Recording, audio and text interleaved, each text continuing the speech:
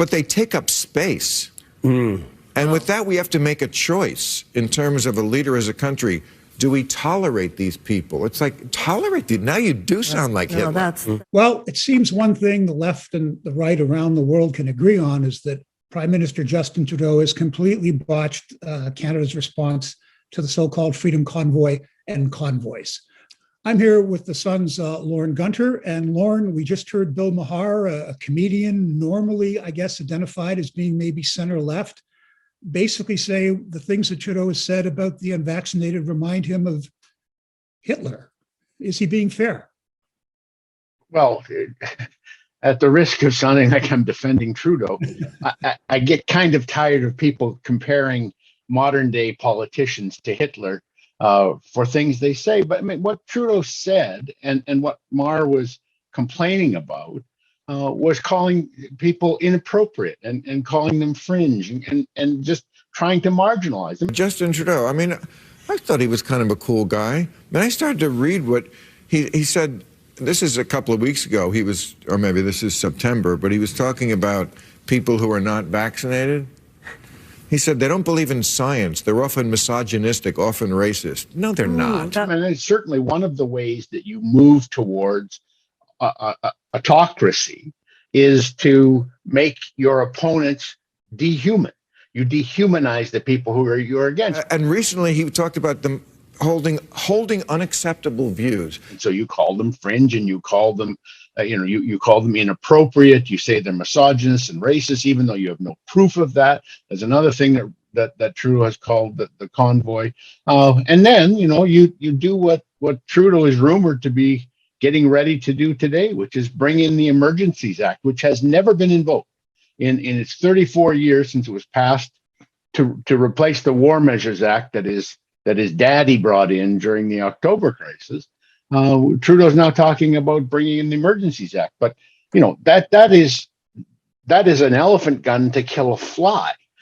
Everything is on the table because this unlawful activity has to end, and it will end. Then we see the whole series of now they are people who are unvaccinated are not just frightened or fearful, but they're dangerous and they are misogynist and they are racist and then they are white supremacists. So to me, he sets off like there's dynamite there and he lights the fuse. And he likes what it's been doing for him. And they're standing in the polls is very low. In fact, in some of the polls I saw last week, the truckers had more support. Despite the fact that they were underwater, there were more people who disliked what they were doing than liked what they're doing. Nonetheless, the number of people who liked what they were doing was greater than the number of people who were prepared to vote for the Liberal Party on that day. And they've raised far more money than the Liberal Party has raised. Liberals are very concerned about that. Yeah, exactly. Because he is a very poor leader.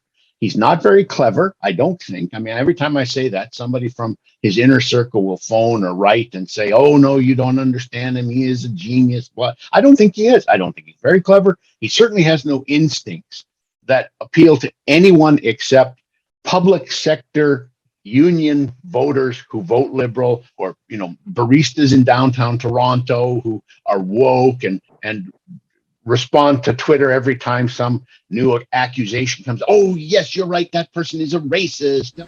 Or Helen from Toronto, who's worried about what the restrictions are doing to children's mental health. I understand. It's a mile wide and a millimeter deep. And he's a master at that. And he's found other people who like that and will vote for him. And those people are decidedly against the truckers. They don't try to understand the truckers. They don't try to figure out whether or not they really are racist or misogynist, white supremacist, dancing on the tomb of the unknown soldier, carrying the Confederate flags, enough for them to wipe out the entire 10,000 people who are in the convoy. And so I want to just interrupt. Politically, that one of the pollsters said that this could be the beginning of the end for Trudeau. And I'm interested in your views on that. Because you've talked about this is a politician who, whatever you think of him, he doesn't have 9 lives. He has 109 lives. Yep. This is a politician who, in the middle of an election, survives a blackface scandal where he doesn't know how many times he's done it. Obvious that this is something that was deeply regrettable. I am wary of being definitive about this because the recent pictures that came out, I had not remembered. So I'd be interested in your view on, okay, is this the break? Is this the thing where the Liberals get beyond, like the last poll was the Liberals are 33, the Conservatives are 30, but the Liberal vote is more productive, yada, yada, yada. Mm-hmm. Does this break that? Or does this all just 2 weeks from now, when these last protesters are gone, barring, of course, violence, which none of us want, and which would be be a black swan. We wouldn't know what would be that. But assuming he gets, however they get this out of it, does he survive? Well, yes, I think he does. I don't know how long he survives. I'm not sure he leads the Liberals into the next election. They may have a new leader by then, but there were all sorts of plans he had to go to some great international post, which is now not going to happen. He's not going to get a job at the UN or the World Health Organization or the OECD or some other large NATO or whatever. He doesn't have that gravitas to get that. So he has to be blasted out by the people around the Liberal head office who realize that they have very little chance of winning another election. Lorne, do you think Prime Minister Trudeau, looking back, regrets what he did initially, where he, as we discussed, he kind of lit the cake, and that there'll be some reflection here, or that because of his ego, he's got to double down now, and he's just got to be the fighter? There's no reflection. The man's incapable of it. He can feel sorry for something that Hudson's Bay agents did in the interior of BC 150 years ago, but he's never sorry for anything he himself did. And if he is sorry, he says, well, it's because we all do it and we should all learn from my mistakes to not do it again. And no, I don't think he's going to, I think he's going to double down. I think he said he's not going to bring the military in. You don't invoke the Emergencies Act unless you have it in the back of your head that you may have to bring in the military. So no, I don't think he's going to regret it. He's just doubling down. And finally, what do you think about in terms of Trudeau's international stature here? We saw in the Bill Maher thing that a very well-known progressive woman was shocked, literally shocked. Wow. I'm surprised to hear that Trudeau said those things. You didn't see the blackface? I mean, no, I'm kidding about that. I'm not. I mean, that was not a good look for him.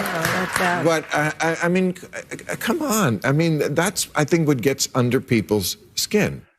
That to me is the most dangerous thing, when people are laughing, because the audience yes, people are laughing at you, and they're progressives.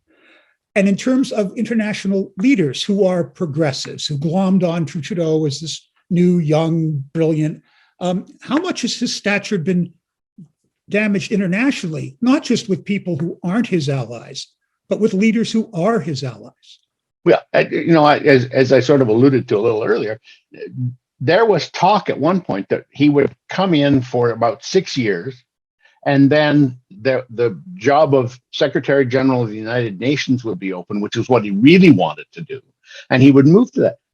He could not now get a job in any international capacity. There aren't enough leaders who think he has any gravitas. Even the people who are ideologically aligned with him internationally, perhaps like Macron in France or somebody like that, they have no time for him because he's useless.